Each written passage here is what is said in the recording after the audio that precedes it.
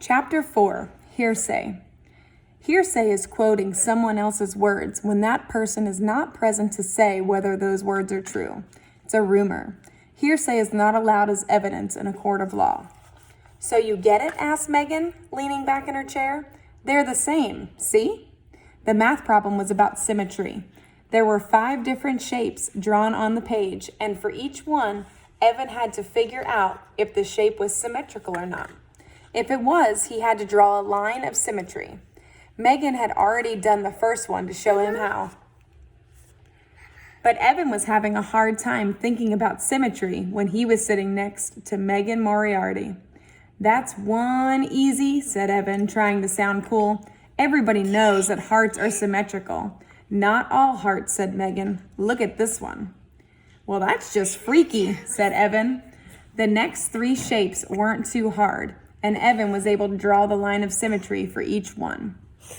But the last one had stumped him, and Megan finally had to let him in on the trick. The shape wasn't symmetrical at all. It looks like it should work, said Megan, but it never does. No matter where you draw the line, Jessie showed me that. She's a math genius, huh?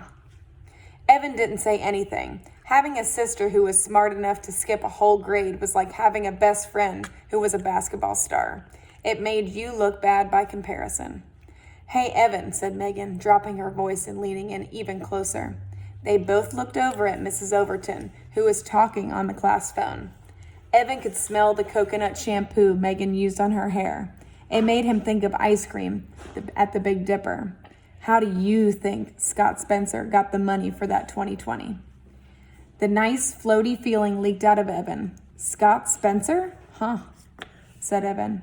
I know what you mean, said Megan, sitting back and twirling her hair. He always acts so nice when the teachers are around, but then he's really mean in the halls. Yeah, that's Scott, mumbled Evan. You know, said Megan, leaning in again, Scott once told me his mother makes $10 a minute. Do you believe that?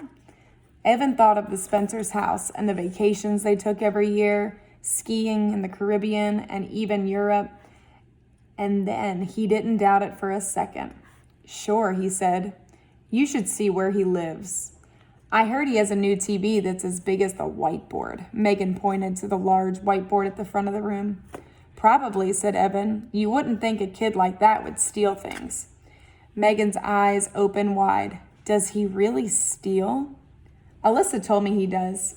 She said he took her charm bracelet out of her locker and then he pretended he'd found it on the playground just to impress her. But I don't know if that's true. Evan was dying to tell her that Scott had stolen $208 from him, but he couldn't. He stole lunch money from Ryan once, and he took a candy bar from the Price Chopper. He steals a lot of things. Megan looked at him closely. Did you see him take the money or the candy bar? She asked. Evan shook his head. No, but Ryan said, then that's just a rumor, Megan said. You can't believe everything you hear. That's what my parents always say. If you know him like I do, you'd think the rumor was true. Maybe, said Megan, but I don't listen to rumors. People probably say things about me that aren't true, and about you too. Evan wondered if that was so. What would people say about him? Did his friends talk about him behind his back? He didn't like to think about that. But what Megan said got him thinking about missing money. Evan never actually saw Scott take the money, but he had told everyone, Paul, Ryan, Adam, and Jack, that Scott had taken it. And they'd all believed him because it was true. Evan was sure of it. You have to know Scott, Evan said, shaking his head again, but he could hear his mother's voice. Rumors are like pigeons. They fly everywhere and make a mess wherever they go. Say bye, Brandy.